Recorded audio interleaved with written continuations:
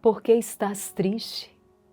É a pergunta que o Senhor te faz hoje, a partir da leitura, da reflexão deste Evangelho segundo São Lucas. Veja bem, os discípulos acabaram de viver o acontecimento, a paixão, a morte do seu Senhor. Humanamente falando, para eles foi a frustração total das suas expectativas, o seu sonho de libertação. E agora eles estão voltando para casa, estão voltando para Emaús, estão cabisbaixos, abatidos, cheios de dúvidas. É verdade que algumas mulheres foram ao sepulcro, não encontraram o corpo, mas até agora ninguém o viu. A dúvida, a falta de esperança, deixam esses homens deprimidos. E pode ser exatamente isso que está acontecendo com você hoje. As dúvidas. E olha que o inimigo, ele é expert em ficar semeando as falsas ideias, de ficar lançando as ervas daninhas. Mas será? Mas e se? E ele vai plantando dúvidas que vão se confundindo ali em meio às certezas que nós já trazíamos no coração. E vamos começando a dar passos para trás. Ele vai semeando e ele vai então arrancando a esperança do nosso coração. Ele vai arrancando a fé. E nós vamos então nos deixando abater. Por que estás triste? O Senhor está perguntando hoje.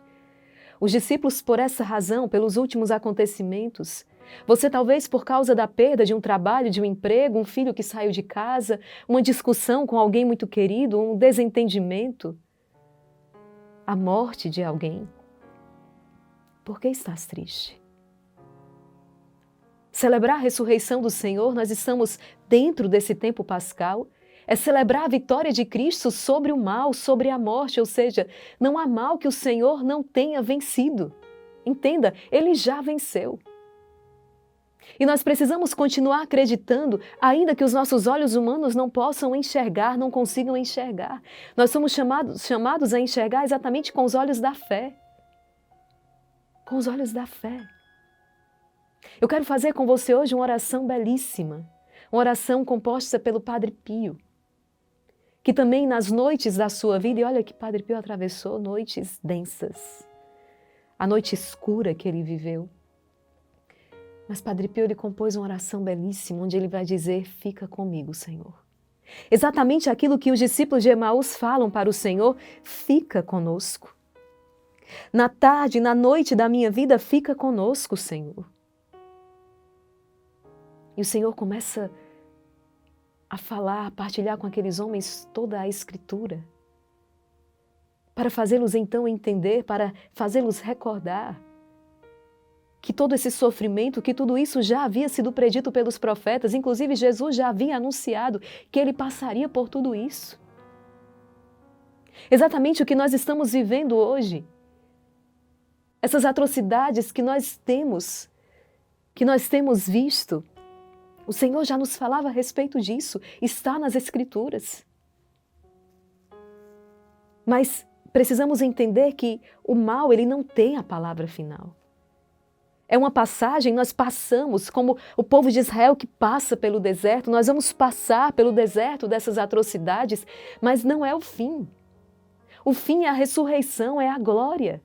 E o Senhor vai então repassando para eles toda a Escritura, recordando-os de todos os acontecimentos.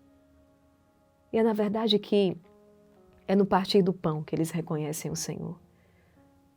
O que nos remete à liturgia sacramental. É uma liturgia que acontece em cada Santa Missa, a liturgia da palavra, a liturgia eucarística. E é no partir do pão que eles reconhecem o Senhor. É no partir do pão que nós reconhecemos o Senhor, a Eucaristia. Sem a escuta atenta da palavra, sem a participação na mesa do Senhor, comungando o seu corpo e o seu sangue, não há vida em nós. Não há vida eterna em nós. Por isso nós precisamos nos alimentar da palavra, da Eucaristia.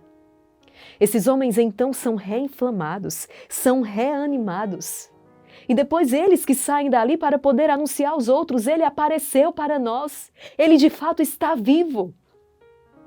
É por isso que cada Santa Missa concluída, né, nós saímos então em missão.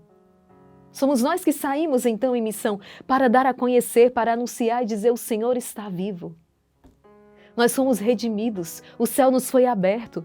Não há razão para essa apatia, não há razão para essa tristeza. E caso ela esteja aí, não permita que ela se instale. Ela passa, é uma passagem. O sofrimento acaba, a tristeza passa. Mas a glória será eterna, a alegria será eterna. A alegria será eterna. São Paulo vai dizer: tenho para mim que os sofrimentos do tempo presente não tem comparação alguma com a glória que nos está reservada em Cristo Jesus. É assim que nós devemos passar, filho, por esse vale de lágrimas. É assim. Entre traições, decepções, perdas, injustiças, perseguições, não tirar o olhar do Senhor. Manter os olhos fixos em Jesus. Nós vamos fazer o seguinte: eu vou proclamar o Evangelho, porque há poder na palavra de Deus. E em seguida eu vou rezar com você esta oração belíssima e poderosíssima de São Padre Pio. E eu tenho certeza que o consolo, a paz, a alegria espiritual vai invadir o teu coração. Reza com fé. Pelo sinal da Santa Cruz, livrai-nos Deus, nosso Senhor, dos nossos inimigos, em nome do Pai, do Filho e do Espírito Santo. Amém. Vinde, Espírito Santo, vinde por meio da poderosa intercessão do Imaculado Coração de Maria, vossa amadíssima esposa. Naquele mesmo dia, o primeiro da semana, 2 dos discípulos de Jesus iam para um povoado chamado Emaús, distante 11 quilômetros de Jerusalém. Conversavam sobre todas as coisas que tinham acontecido. Enquanto conversavam e discutiam, o próprio Jesus se aproximou e começou a caminhar com eles. Os discípulos, porém, estavam como que cegos e não reconheceram. Então Jesus perguntou: o que ides conversando pelo caminho? Eles pararam com o rosto triste, e um deles, chamado Cleofas, lhe disse: tu és o único peregrino em Jerusalém que não sabe o que lá aconteceu nestes últimos dias? Ele perguntou: o que foi? Os discípulos responderam: o que aconteceu com Jesus, o Nazareno, que foi um profeta poderoso em obras e palavras, diante de Deus e diante de todo o povo. Nossos sumos sacerdotes e nossos chefes o entregaram para ser condenado à morte e o crucificaram. Nós esperávamos que ele fosse libertar Israel, mas apesar de tudo isso, já faz 3 dias que todas essas coisas aconteceram. É verdade que algumas mulheres do nosso grupo nos deram um susto. Elas foram de madrugada ao túmulo e não encontraram o corpo dele. Então voltaram dizendo que tinham visto anjos e que estes afirmaram que Jesus está vivo. Alguns dos nossos foram ao túmulo e encontraram as coisas como as mulheres tinham dito. A ele, porém, ninguém o viu. Então Jesus lhes disse: como sois sem inteligência e lentos para crer em tudo que os profetas falaram? Será que o Cristo não devia sofrer tudo isso para entrar na sua glória? E começando por Moisés e passando pelos profetas, explicava aos discípulos todas as passagens da Escritura que falavam a respeito dele.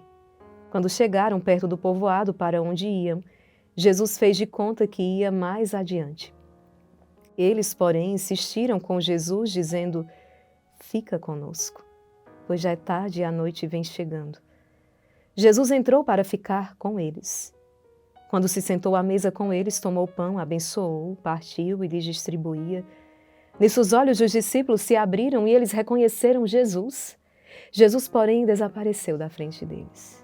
Então disse ao outro: não estava ardendo o nosso coração quando ele nos falava pelo caminho e nos explicava as Escrituras? Naquela mesma hora, eles se levantaram e voltaram para Jerusalém, onde encontraram os 11 reunidos com os outros. E estes confirmaram: realmente, o Senhor ressuscitou e apareceu a Simão. Então os 2 contaram o que tinha acontecido no caminho e como tinham reconhecido Jesus ao partir do pão. Palavra da salvação, glória a vós, Senhor. Me vinha ao coração Foi ao partir do pão que eles reconheceram o Senhor. Né? Quantas vezes nós procuramos em tantos lugares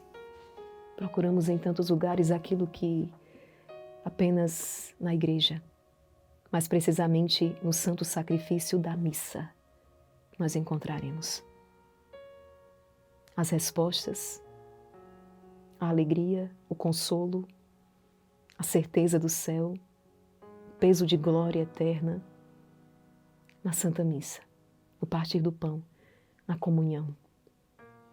Quantas pessoas que estão doentes, exatamente porque as suas almas estão definhando. Comem o pão material, mas não comem o pão espiritual. Né? Alimentam o corpo, a carne, mas não alimentam a sua alma, o seu espírito. Estão definhando. Seria mais fácil viverem do contrário. Né? Mas é impossível viverem desse modo, sem alimentar o espírito, sem alimentar a alma. Porque quando esta alma adoece, o corpo vai junto. O corpo vai junto. Pense, reflita sobre isso. Reze comigo esta oração, uma oração composta pelo Padre Pio, com certeza numa das noites da sua vida, em momentos de escuridão. Reze comigo. Essa oração vai aparecer aqui para você na sua tela. E reze com fé. Fica, Senhor, comigo, pois preciso da Tua presença para não te esquecer. Sabes quão facilmente posso te abandonar. Fica, Senhor, comigo, porque sou fraco e preciso da Tua força para não cair. Fica, Senhor, comigo, porque és minha vida e sem Ti perco o fervor. Fica, Senhor, comigo, porque és minha luz e sem Ti reina a escuridão. Fica, Senhor, comigo, para me mostrar Tua vontade. Fica, Senhor, comigo, para que ouça Tua voz e Te siga. Fica, Senhor, comigo, pois desejo amar-te e permanecer sempre em Tua companhia. Fica, Senhor, comigo, se queres que Te seja fiel. Fica, Senhor, comigo, porque por mais pobre que seja minha alma, quero que se transforme no lugar de consolação para Ti, um ninho de amor. Fica comigo, Jesus, pois se faz tarde e o dia chega ao fim, a vida passa e a morte, o julgamento e a eternidade se aproximam. Preciso de Ti para renovar minhas energias e não parar no caminho. Está ficando tarde, a morte avança e eu tenho medo da escuridão, das tentações, da falta de fé, da cruz, das tristezas.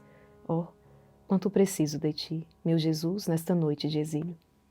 Fica comigo nesta noite, Jesus, pois ao longo da vida, com todos os seus perigos, eu preciso de Ti. Faze, Senhor, que Te reconheça como Te reconheceram Teus discípulos ao partir do pão, a fim de que a comunhão eucarística seja a luz a dissipar a escuridão, a força a me sustentar, a única alegria do meu coração. Fica comigo, Senhor, porque na hora da morte quero estar unido a Ti, se não pela comunhão, ao menos pela graça e pelo amor. Fica comigo, Jesus, não peço consolações divinas porque não as mereço, mas apenas o presente da Tua presença, isso sim eu Te suplico. Fica, Senhor, comigo, pois é só a Ti que procuro Teu amor, Tua graça, Tua vontade, Teu coração, Teu Espírito, porque Te amo. E a única recompensa que Te peço é poder amar-Te sempre mais. Com este amor resoluto, desejo amar-Te de todo o coração enquanto estiver na terra, para continuar a Te amar perfeitamente, por toda a eternidade. Amém. São Padre Pio, rogai por nós. Rezemos com muita fé, recomendando-nos a Santíssima Virgem Maria. Pelo poder que lhe concedeu Deus Pai, Ave Maria, cheia de graça, o Senhor é convosco. Bendita sois vós entre as mulheres, e bendito é o fruto do vosso ventre, Jesus. Santa Maria, Mãe de Deus, rogai por nós, pecadores, agora e na hora de nossa morte. Amém. Pela sabedoria que lhe concedeu Deus Filho, Ave Maria, cheia de graça, o Senhor é convosco. Bendita sois vós entre as mulheres, e bendito é o fruto do vosso ventre, Jesus. Santa Maria, Mãe de Deus, rogai por nós, pecadores, agora e na hora de nossa morte. Amém. pelo amor que lhe concedeu Deus Espírito Santo. Ave Maria, cheia de graça, o Senhor é convosco. Bendita sois vós entre as mulheres, e bendito é o fruto do vosso ventre, Jesus. Santa Maria, Mãe de Deus, rogai por nós, pecadores, agora e na hora de nossa morte. Amém. Rogai por nós, Santa Mãe de Deus, para que sejamos dignos das promessas de Cristo. Amém. Em nome do Pai, e do Filho, e do Espírito Santo. Amém. Deus abençoe você e até o nosso próximo encontro, se Deus quiser.